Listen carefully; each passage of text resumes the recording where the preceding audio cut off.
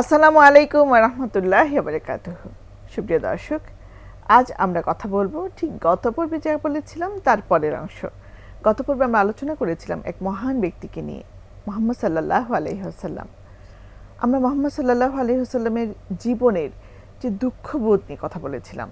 আমাদের আজকের বিষয় রাসূল সাল্লাল্লাহু আলাইহি ওয়াসাল্লামের জীবনের সুখ দুঃখ, কিন্তু আজ আমরা আলাপ করব প্রাপ্তি নিয়ে। ওনার কষ্টে জর্জরিত এই জীবনে অনেক প্রাপ্তি ছিল, অসংখ্য প্রাপ্তি ছিল, যা কিন্তু আমরা কখনো খুব বেশি আলোচনা করি না। মানুষের কষ্টের মধ্যে যে অনেক প্রাপ্তি থাকতে পারে, এখান থেকে আমরা এই শিক্ষাটি পাই। আর আজ এই প্রাপ্তির বিষয়ে আমাদেরকে জানাবেন, আমাদের সাথে আছেন অধ্যাপক সেলিন ইয়াসমিন। আসসালামু আলাইকুম। ওয়ালাইকুম আসসালাম ওয়া রাহমাতুল্লাহি ওয়া বারাকাতুহু। সুপ্রিয় দর্শক, আপনাদের সাথে আছি আমি নুসরাত তামান্না ফারুকী।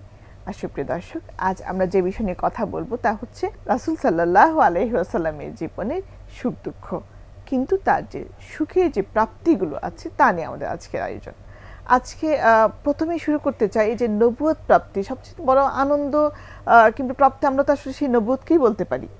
আল্লাহ তাআলা এই মহানবী সাল্লাল্লাহু আলাইহি ওয়াসাল্লামকে আমাদের জন্য নবী হিসেবে পাঠিয়েছেন, এটি একটি বড় প্রাপ্তি।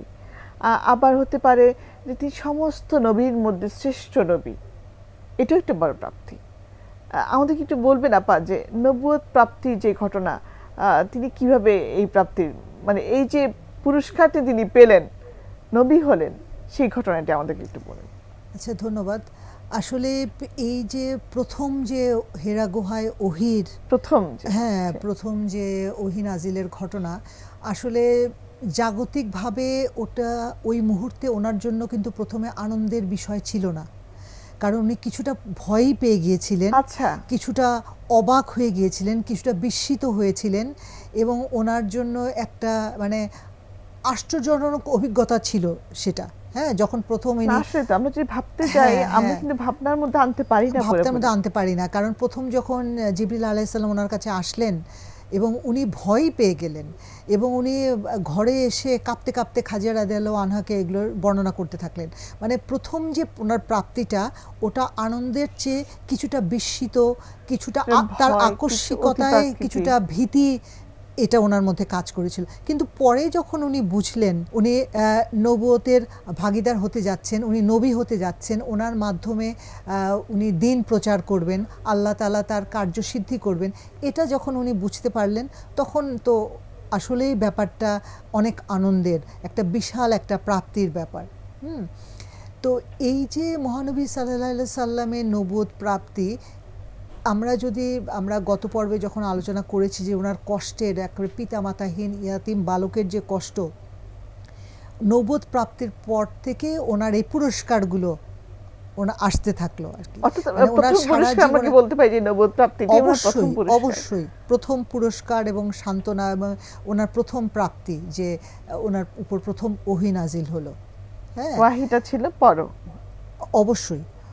তো এটা তো একটা বিশাল প্রাপ্তি, বিশাল একটা আনন্দের ব্যাপার, বিশাল একটা মানে অনেক বড় দায়িত্ববোধ, শুধু আনন্দই না, একটা দায়িত্বের বোঝা ওনার উপর যে আসলো।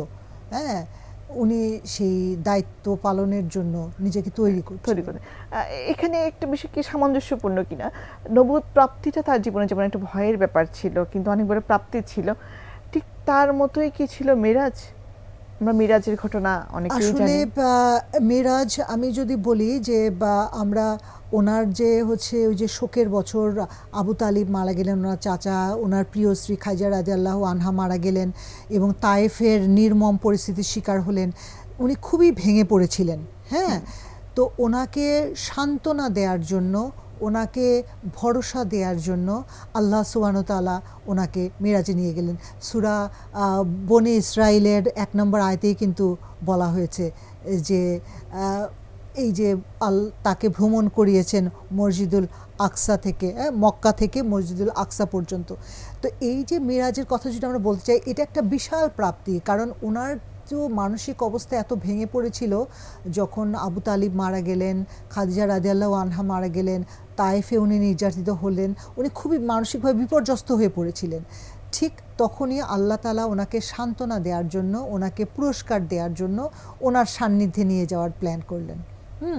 তো তো প্রথমে জিবরাইল আলাইহিসসালাম ওনাকে মসজিদুল হারাম থেকে মানে মক্কার মসজিদুল হারাম থেকে বায়তুল মুকাদ্দাস মানে মসজিদুল আকসায় নিয়ে গেলেন।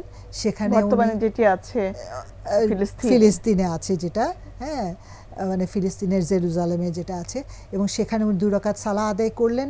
তারপরে বিশেষ উপায়ে আল্লাহ তাআলা এক এক আসমান পার হয়ে হয়ে, আমরা নিচ থেকে যে আসমানটা দেখি ওটা শুধু বাইরের অংশ, প্রথম আসমানের বাইরের অংশ, সেই আসমান একে একে আসমানের দরজা খুলে গেল। উনি সপ্ত আকাশ মানে সপ্ত আসমান পার হয়ে উনি সিদরাতুল মুনতাহায় পৌঁছে গেলেন। অর্থাৎ তার যে নবুয়ত প্রাপ্তি, তারপর যে মেরাজ, যে ভ্রমণ, আমরা যদি একটু গবেষণা করি, একটু চিন্তাও করি, তাহলে দেখতে পাবো আল্লাহ তাআলা কষ্টের পরেই দেন স্বস্তি। এটা তো আল্লাহ তাআলা বলেছেনই, কোরআনে রয়েছে নিশ্চয়ই কষ্টের পরে স্বস্তি আছে, নিশ্চয়ই কষ্টের পরে স্বস্তি আছে। তো এই যে নিয়ে যে ওনাকে ভ্রমণ করালেন, দেখালেন, সিদরাতুল মুনতাহা থেকে উনি আল্লাহর আরশ পর্যন্ত পৌঁছে গেলেন, হ্যাঁ সেখানে অন্যান্য নবীদের সাথে ওনার দেখা হলো, উনি ভবিষ্যৎ বেহেশত দোজখ সেটা পরিদর্শন করে আসলেন, এবং আমাদের জন্য উনি পুরস্কার নিয়ে আসলেন। আমরাও যেন মিরাজের মধ্যে থাকতে পারি, ওনার উম্মতরা যেন মিরাজের মধ্যে থাকে, আমাদের জন্য 5 ওয়াক্ত সালাহ উনি ওখান থেকে নিয়ে আসলেন। সবচেয়ে বড় প্রাপ্তি যেটা বলবো, মানে আমরা আমাদের কথা যদি ভাবি, নবীর বড় প্রাপ্তি মিরাজে উনি গেলেন এবং সেখান থেকে ওনার উম্মতের জন্য নিয়ে আসলেন 5 ওয়াক্ত সালাহ, যেটা আমাদেরও জন্য একটা বিশাল প্রাপ্তি, যে আমরা আল্লাহর নৈকট্য কিভাবে পেতে পারি, আল্লাহর কাছাকাছি কিভাবে যেতে পারি, আমাদের দুঃখের কথা, কষ্টের কথা আল্লাহর কাছে কিভাবে শেয়ার করব, কিভাবে বলবো। প্রতিটি নামাজ হবে একটি মেরাজ, অবশ্যই আমরা নামাজের মাধ্যমে আল্লাহ তাআলার কাছে সান্নিধ্য পাবো। কারণ আল্লাহ তো বলেছেন যে আমি কোরআনে বলেছেন আমি তোমাদের কাছে আছি, তুমি ডাকো আমি তোমার ডাকে সাড়া দেব। এই যে আমাদের জন্য, এই যে আপনি বললেন আমাকে ডাকো আমি কাছেই আছি, এই কথাটা রাসূলের মাধ্যমে আমাদেরকে শিখিয়েছেন। আমরা যে রাসূলের যে প্রাপ্তিগুলো, আলটিমেটলি প্রাপ্তিগুলো আমাদের জন্য। অবশ্যই অবশ্যই। এবং রাসূলকে তো এই পুরো ওনার উম্মতের জন্যই তৈরি করা হয়েছে আদর্শ করে, তাই না?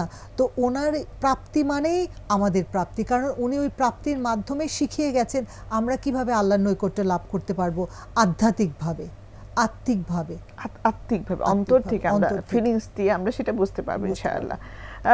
একটু যদি তার ব্যক্তিগত জীবনের দিকে আসি, হযরত খাদিজা রাদিয়াল্লাহু তাআলা আনহার জীবনের সাথে রাসূলের জীবন কেমন ছিল? মানে আমরা তো অনেক অনেক সময় ব্যাপ্তি দেখেছি এই দাম্পত্য জীবনটা। অবশ্যই, মানে প্রায় 25 বছর একসাথে থেকেছেন। কারণ যখন খাদিজা রাদিয়াল্লাহু আনহা যখন 40 বছর বয়স তখন বিয়ে হয়েছে, উনি 65 বছর বয়সে মারা গেছেন। তো এই 25 বছর রাসূল ওনার সাথে কাটিয়েছেন। খাদিজা রাদিয়াল্লাহু আনহার সাথে রাসূলের সম্পর্কটা এমন ছিল যে মানে এটা একদিকে উনি বন্ধুর মতো আচরণ করেছেন, আরেকদিকে উনি অভিভাবকের ভূমিকা পালন করেছে। এই যে বললাম যে প্রথমে অনেক বড় প্রাপ্তি, অনেক বড় প্রাপ্তি। একজন স্ত্রী যখন স্বামীর জন্য অভিভাবক হতে পারেন, কিংবা আগলে রাখার যে প্রবণতা, এই আগলে রাখার কথাটা বলি, যে এই যে আমরা প্রথমেই বললাম যে নবুয়ত প্রাপ্তি পরে প্রথম জিবরিল আলাইহিস সালামকে দেখে ওহীর পরে উনি কাঁপতে কাঁপতে যে ঘরে আসলেন, খাদিজা রাদিয়াল্লাহু আনহার সাথে সাথে ওনাকে বললেন যে আপনি অন্যের কোনো ক্ষতি করেন না, আপনি আপনার আত্মীয়দের হক রক্ষা করেন, হ্যাঁ আপনি সবসময় ন্যায়ের পথে থাকেন, সত্যের পথে থাকেন, আল্লাহ তো আপনার ক্ষতি করতে পারেন না। হ্যাঁ, ওনাকে স্ত্রীদের জন্য অনেক বড় একটু উদাহরণ এটি, যে আমরা আমাদের স্বামীদেরকে, আমাদের ভাই ব্রাদার যারাই আছে, যে কোনো বিপদে যখন আসবে আমরা তাদেরকে এই ভাষায় বলতে পারি, এই ভাষায় বলবো, আগলে রাখবো। বরং আমরা সচরাচর যেটা দেখি আমরা উল্টোটাই করি, রাগারাগি করি, চিৎকার করি, কিন্তু উনি আগলে রেখেছিলেন। এবং হেরা গুহায় যখন রাসূল সাল্লাল্লাহু আলাইহি ওয়াসাল্লাম ছিলেন, এই যে একটা স্ত্রী কতটা মানে স্বামী পরায়ণ হলে এই পাহাড়ে উনি বেয়ে বেয়ে বেয়ে বেয়ে উঠে যাচ্ছেন খাবার দেওয়ার জন্য, খাবার দিয়ে এসেছেন ওনার, হ্যাঁ এই দায়িত্ব উনি পালন করেছেন।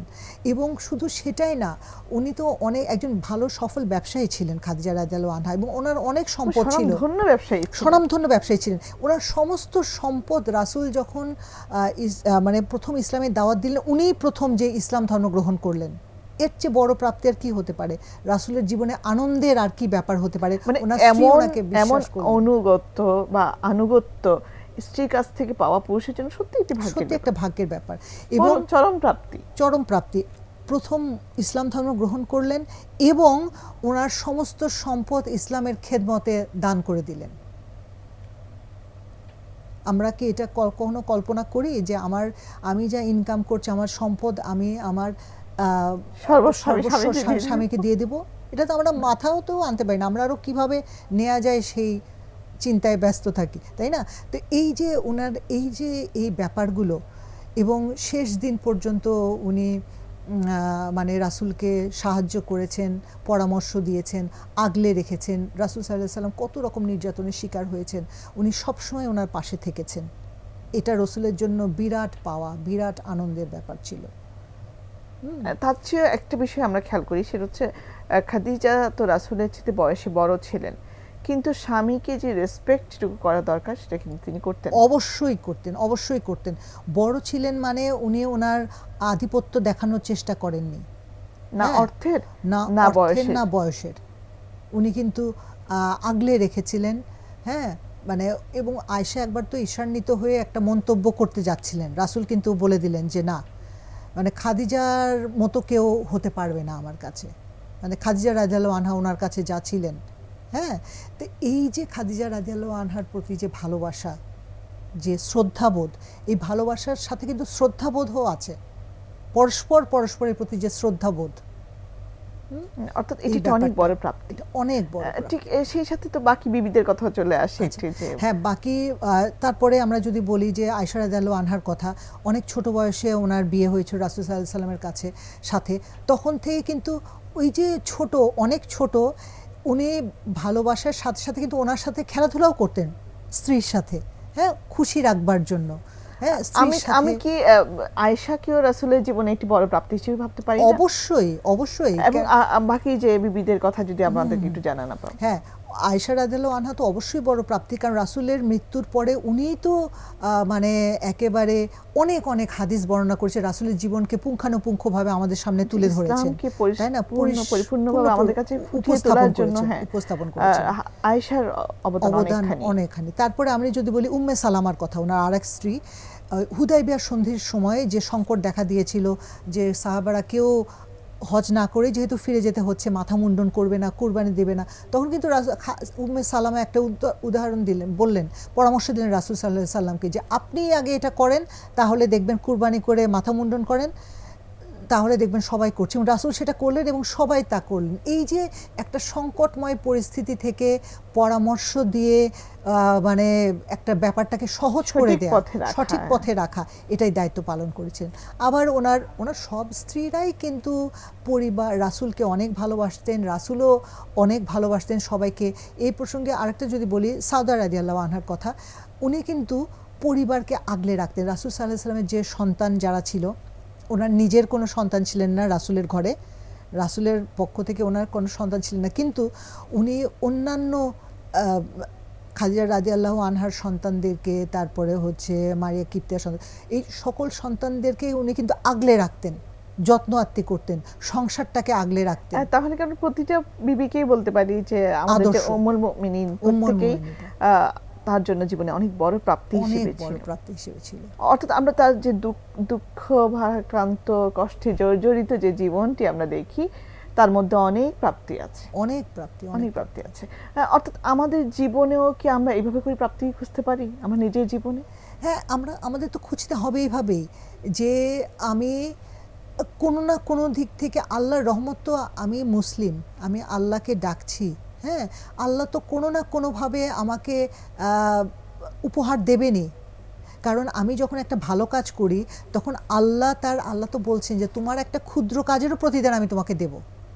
হ্যাঁ, তো আমি একটা ভালো কাজ করব, আল্লাহর পথে থাকব, আল্লাহ আমাকে প্রতিদান দেবেন না, এটা তো হতে পারে না।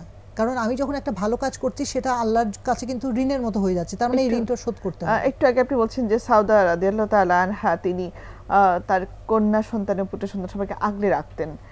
আমরা সেই হিসেবে ফাতিমা রাদিয়াল্লাহু তাআলা আনহার যে পুত্র হাসান হুসাইনকে আমরা বেশি করে চিনি, যদিও ওনার আরও সন্তান আছে, সেক্ষেত্রে তারাও কি আসলে জীবনের প্রাপ্তির অংশ হতে পারে? অবশ্যই, অবশ্যই। কারণ আমি প্রথমে ফাতিমা রাদিয়াল্লাহু আনহার কথাই বলি, রাসূল সাল্লাল্লাহু আলাইহি ওয়াসাল্লাম কিন্তু বলেছেন যে ফাতিমা আমার অংশ, যে ফাতিমাকে সন্তুষ্ট করলো সে আমাকে সন্তুষ্ট করলো, যে ফাতিমাকে কষ্ট দিল সে আমাকে কষ্ট দিল। তার মানে রাসূল সাল্লাল্লাহু আলাইহি সাল্লাম তার মেয়েকে এভাবেই করেছেন। এবং মেয়ে যখন তার কাছে আসতেন তিনি তাকে, রাসূল উঠে দাঁড়াতেন, তার জায়গায় ফাতিমাকে বসতে দিতেন এবং তার কপালে চুম্বন করতেন।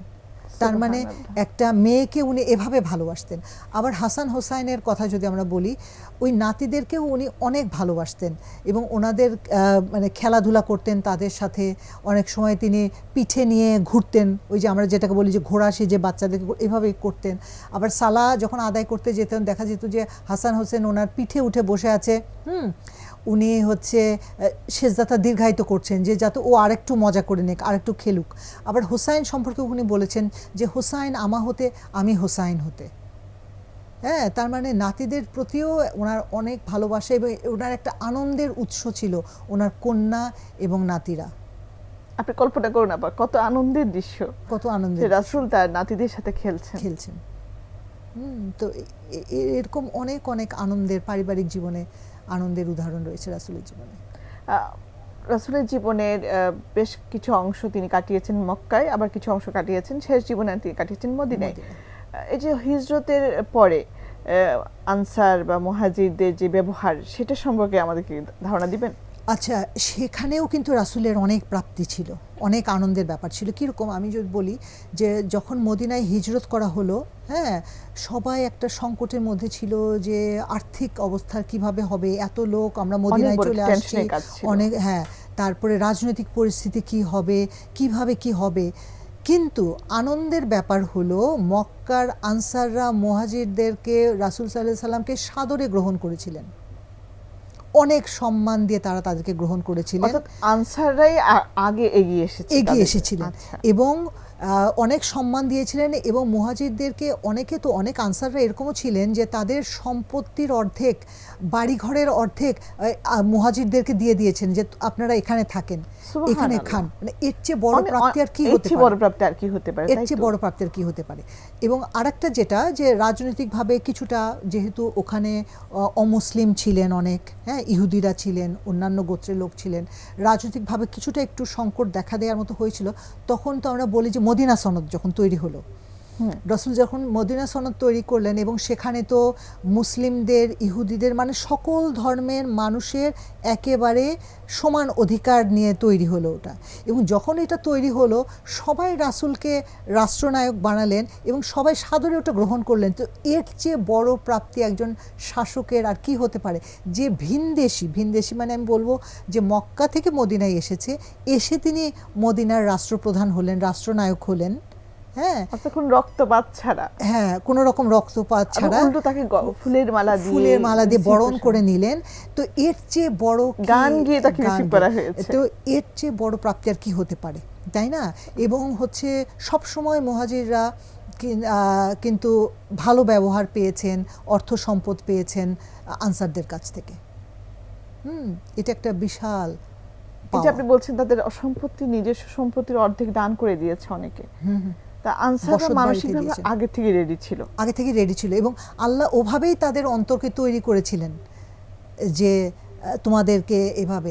কারণ এবং এই মদিনা রাষ্ট্র কিন্তু তখন হচ্ছে মানে একটা আলোড়ন সৃষ্টির মতো, সৃষ্টি হয়েছে। যে বলছেন না যে তাকে এনে শুধু রেখেছেন তা না, রাষ্ট্রপ্রধান বানিয়েছেন।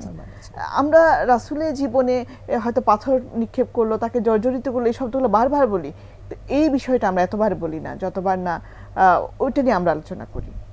আসলে এই প্রাপ্তিগুলো বেশি বেশি করে আলোচনা করা দরকার। আনসারদের ব্যবহার নিয়ে আমাদের মনে হয় আরো বেশি আলোচনা করা দরকার। অবশ্যই। এই যে আনসার এবং এর যে বন্ধন, এটা তো আল্লাহ তাআলা উপহার হিসেবে দিয়েছেন। এরপর যে পরবর্তী যে জীবন রাসূল যে মদিনাতে কাটিয়েছেন সেটি কেমন ছিল? এটা তো মানে অনেক সুন্দর ছিল। মানে উনি যে রাষ্ট্র পরিচালনা করেছেন এবং তারপরে যে বিভিন্ন রকম যে হয়েছে এবং সবাই, এবং আশেপাশে যে রাষ্ট্রগুলো ছিল তাদের ডেলিগেট, আমরা যখন বলি যে আমাদের বিভিন্ন দেশে ডেলিগেট এসেছেন এবং দেখেছেন এবং তারা রাসূলের সাথে মানে সময় কাটিয়েছেন, রাসূলের শাসক হিসেবে প্রশংসা করেছেন। হ্যাঁ, এরকম সুন্দর। এবং এই প্রসঙ্গে একটু বলি যে এই যে এই মদিনাতে থাকা অবস্থাতেই কিন্তু হচ্ছে ওনারা ঠিক করলেন একবার যে মক্কায় হজ করতে যাবেন, এই যে হুদাইবিয়ার সন্ধির কথা আমরা যেটা বলছিলাম একটু আগে। তো এই হুদাইবিয়ার সন্ধি কিন্তু একটা অনেক বড় প্রাপ্তি। হ্যাঁ, কিভাবে বড় প্রাপ্তি? কারণ তখন একটা 10 বছরের একটা যুদ্ধবিরতির একটা চুক্তি হলো যে, এবং মদিনাকে এই মক্কার কুরাইশরা একটা রাষ্ট্র হিসেবে স্বীকৃতি দিল, এবং দুই দেশের দরজা খুলে গেল, অবাধে যাতায়াত করতে পারতো তারা, দু দেশের জনগণ মক্কা এবং মদিনার, এবং তার ফলে ইসলাম প্রচার অনেক সহজ হয়ে গেল। এটা একটা বিশাল বড় প্রাপ্তি। হ্যাঁ, এবং ইসলাম প্রচার সহজ হয়ে গেল, এবং বিভিন্ন গোত্রের মানুষ অন্য গোত্রের সাথে মানে মিত্রতার, বন্ধুত্ব করার এটাও ওপেন হয়ে গেল। এই যে আগে যে সম্পর্কটা ছিল একেবারে তিক্ত, সেটা হয়ে গেল এখন বন্ধুত্বপূর্ণ সম্পর্ক হয়ে গেল। আর মক্কা থেকে যখন ফিরে এসেছিলেন, তিনি মদিনায় এসেছিলেন, তখন ছিল তিনি রক্তাক্ত মনের কষ্ট নিয়ে তিনি এসেছেন, কিন্তু পুনরায় যখন গেলেন তখন তিনি মক্কা বিজয় হয়ে গেল। হ্যাঁ, মক্কা বিজয় কিন্তু আরেকটা বড় প্রাপ্তি, রক্তবিহীন মক্কা বিজয়। রক্তবিহীন মক্কা বিজয়। এবং সবাই তো ভয় পাচ্ছিল, মক্কার অধিবাসীরা, বিভিন্ন গোত্রের মানুষ যারা অমুসলিম ছিল, যে মোহাম্মদকে আমরা যেভাবে বের করে দিয়েছি আমাদেরও অবস্থা বুঝি ওরকমই করে ফেলবে, রক্তাক্ত করে ফেলবে, উনি প্রতিশোধ নেবেন। কিন্তু উনি প্রতিশোধ নেননি, উনি ক্ষমা সুন্দর দৃষ্টিতে সব কিছু দেখেছেন, উনি ক্ষমা করে দিয়েছেন এবং বন্ধুর মতো আচরণ করেছেন।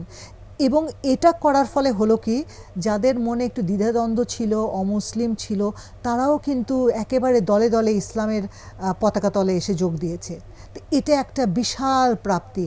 হ্যাঁ, এটা আমরা বলি সুস্পষ্ট বিজয়। একটি প্রশ্ন রাখি, এই প্রাপ্তিটাকে আমি আমার জীবনে কাজে লাগাতে পারবো? যে আমাদের যখন তাদের ঘরে ঘরে বা প্রতিবেশীর সাথে বা সমাজে যখন ঝামেলা হয়, ঝগড়া বিবাদ হয়, তখন কি এই ক্ষমার স্বভাবটা যদি থাকে, তাহলে কি আমাদের বিজয় হতে পারে? অবশ্যই, এবং সেটাই তো করা উচিত। রাসূল সাল্লাল্লাহু আলাইহি ওয়াসাল্লাম এটা কেন করলেন? আল্লাহ তাকে দিয়ে এটা কেন করালেন? আমাদেরকে দেখানোর জন্য, উদাহরণ সৃষ্টির জন্য এটা করলেন, তাই না? তা আমাদেরকেও তো এই ক্ষমা সুন্দর দৃষ্টিতে দেখতে হবে যে হ্যাঁ, অনেকেই অনেক রকম হয়তো অন্যায় করছে, রাসূলের সাথে কত বেশি অন্যায় করা হয়েছে, তারপরেও তিনি তাদেরকে ক্ষমা করে দিয়েছেন। আর আমাদের সাথে কতটুকুই বা অন্যায় হয় যে আমরা ক্ষমা করব না, ক্ষমা সুন্দর দৃষ্টিতে দেখব না? আমাদেরকে ক্ষমা করতে হবে, কারণ এই ক্ষমা করা মানে, যখন আমরা একজন ব্যক্তিকে ক্ষমা করতে থাকি, ফেরেশতারা কিন্তু ওই ব্যক্তির জন্য দোয়া করতে থাকেন যিনি ক্ষমা করলেন। আল্লাহর কাছে দোয়া করতে থাকেন যে ইনি ক্ষমা করেছেন। সেজন্য আমাদেরকেও এরকম ক্ষমা করতে হবে। এবং কারণ রাসূল সাল্লাল্লাহু আলাইহি ওয়াসাল্লামের এই যে পূর্ণাঙ্গ বিজয় আমরা বলছি, আমরাও যদি এই ক্ষমা, হিংসা, লোভ, লালসা এটা যদি করতে পারি, তার মানে আমাদের এই নফসের একটা বিজয় আমরা উপভোগ করতে পারবো। মানে ওই ফিলিংটা আমাদের মধ্যে আসবে যে আমরা ক্ষমা করেছি। ওই ছোট্ট কাহিনীটা আমরা তো জানি যে মক্কা বিজয়ের সময় ওই যে একটা বুড়ি জিনিসপত্র নিয়ে যাওয়ার চেষ্টা করছে, যেতে পারছে না, বলছে কোথায় যাবেন? আমি ওখানে যাব। তো রাসূল নিজেই টেনে নিয়ে গেলেন, যাওয়ার পরে ওনাকে স্থাপন করার পরে, রেখে দেওয়ার পরে বললেন যে, বৃদ্ধা মহিলা সতর্ক করছেন যে যেন মুহাম্মদ আসছে, এসে এখন আমাদেরকে সবাইকে তো শেষ করে দেবে, তুমি একটু সাবধানে থেকো। তারপর জিজ্ঞেস করছে যে আচ্ছা তুমি কে? তোমাকে তো আগে কখনো দেখিনি। বলছে আমিই মুহাম্মদ। মানে এই যে ছোট ছোট ঘটনাগুলো, এগুলো আসলে আমাদেরকে অনুপ্রাণিত করে, উৎসাহিত করে মানুষকে ক্ষমা করবার জন্য। এবং এগুলোই আমাদের রাসূলের জীবনী পড়ে পড়ে এগুলো আমাদের আসলে বিস্তারিত আলোচনা হওয়া দরকার আমাদের প্রতিটি পরিবারে, প্রতিটি ঘরে। আমরা সলিউশন খুঁজে পাচ্ছি না আমাদের জীবনে চলার পথে। আমরা যখন ছোটখাটো ঝামেলা হয় তখন কিন্তু আমরা আমাদের সলিউশন খুঁজতে থাকি আমাদের চারদিকে। এই সলিউশন রাসূলের জীবনেই আছে। অবশ্যই, অবশ্যই। এবং আমাদেরকে এদিকেই চোখ দিতে হবে, মানে খেয়াল করতে হবে। রাসূলের জীবন আমাদের জীবনে, নিজেদের জীবনে অ্যাপ্লাই করতে হবে। আমার খুব ভালো লাগলো, বিশেষ করে শেষ মুহূর্তে যে বুড়ির ঘটনা বললেন, আসলেই অসাধারণ। এমন ঘটনাগুলো যদি আমরা একটু একটু পড়ি, নিজের জীবনে উজ্জীবিত হবে, ইনশাআল্লাহ আমরা ভুল থেকেও দূরে থাকতে পারবো। ইনশাআল্লাহ। আপনার ধন্যবাদ, আপনাকে সুন্দর সময় দিয়েছেন। তাই সুপ্রিয় দর্শক, আসলে সময়ের একেবারে শেষ প্রান্তে, তাই বিদায় নিতে হচ্ছে। আমার আসলে এমন অনেক বুড়ির গল্প শুনতে ইচ্ছে হচ্ছিল। আর রাসূলের জীবনের প্রাপ্তি আমরা তো আসলে 2 মিনিটে পরে শেষ করতে পারবো না। এত অল্প সময়ে মহানবীর প্রাপ্তি বলা সত্যি কঠিন। তারপর আমরা চেষ্টা করেছি ছোট্ট এই ফ্রেমে সেটি বেঁধে নিতে। সুপ্রিয় দর্শক, আল্লাহ তাআলা শেষ মুহূর্তে অর্থাৎ বিদায় হজের দিন একটি সূরা নাজিল করেছিলেন, সূরা নাসর। সেখানে আল্লাহ তাআলা বলেছিলেন বিজয় দান করেছেন আল্লাহ তাআলা। আসুন আমরা রাসূলের জীবনে যে বিজয় দান করেছেন আল্লাহ তাআলা, তা আমার জীবনে যেন আমি ধারণ করতে পারি। আমরা যেন রাসূলের জীবনকে হেলায় অবহেলায় যেন আমার জীবন থেকে যেন সেটাকে আমি দূরে না রাখি। আমরা হাদিস থেকে, রাসূলের জীবন থেকে শিক্ষা নিয়ে নিজের জীবনটা একটুকু যেন পরিশুদ্ধ হয়। সুপ্রিয় দর্শক, দেখা হবে আগামী আয়োজনে। সে পর্যন্ত সবাই ভালো থাকুন, সুস্থ থাকুন। আসসালামু আলাইকুম।